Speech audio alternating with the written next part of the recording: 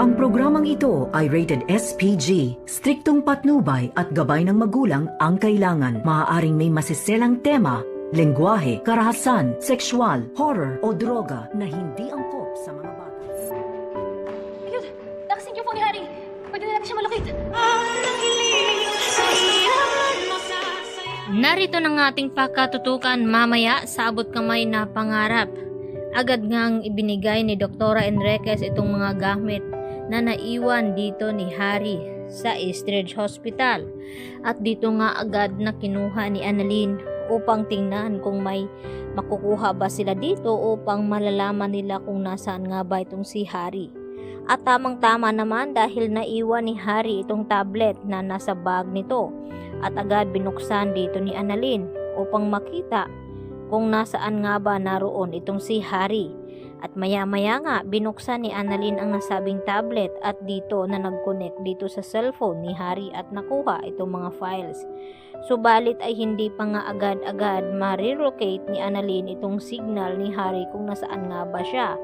Dahil naghihintay nga sila na magkakasignal nga itong si Harry nang sa ganon ay malaman nila kung nasa ang location nga ba itong si Harry.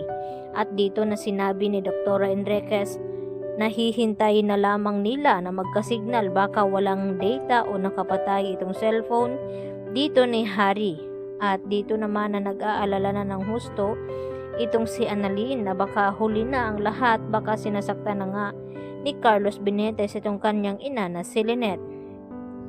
At hindi nga nagkamali dahil sinubukan ngang tumakas dito nila Lynette at kasama itong si Harry. Subalit hindi nagtagal ay naabutan din sila dito ni Carlos at dito nga sinakta na naman ulit dito ni Carlos itong si Lynette nang tangkain dito ni Lynette na tumakas kay Carlos at sumigaw at dito tinakpan ni Carlos itong bibig ni Lynette nang malaman nila na may mga tanod sa labas ng kanilang gate at kasama itong si Arman dahil sa nalaman ni Arman na nawawala daw di umano itong kanyang anak. At dito naman nagmamakawa si Carlos kay Harry na wag daw siyang isumbong. At nanaig pa rin kay Harry ang kanyang pagiging anak dito kay Carlos at naisip niya ang mga naitulong ni Carlos dito nga sa kanya.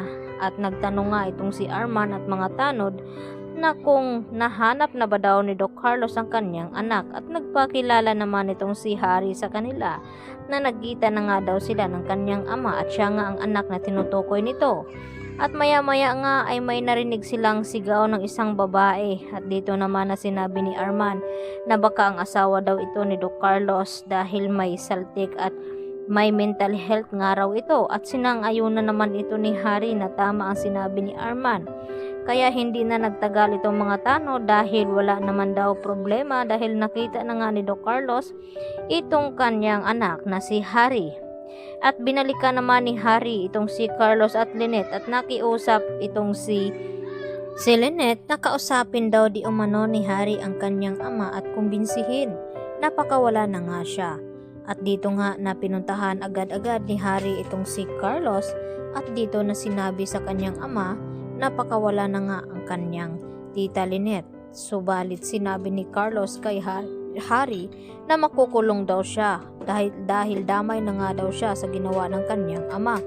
At nagulat itong si Harry na bakit naman daw siya makukulong at kung hindi daw ipakakawalan ni Carlos itong si Lynette ay mapipilitan daw itong si Harry nang magsumbong sa mga pulis. Kaya naman nang makatalikod si Harry ay dito naman kumuha ng pamukpok itong si Carlos at hinampas diretso sa ulo nga dito ni Harry. Kaya mapapahamak naman ngayon ang sariling anak ni Carlos.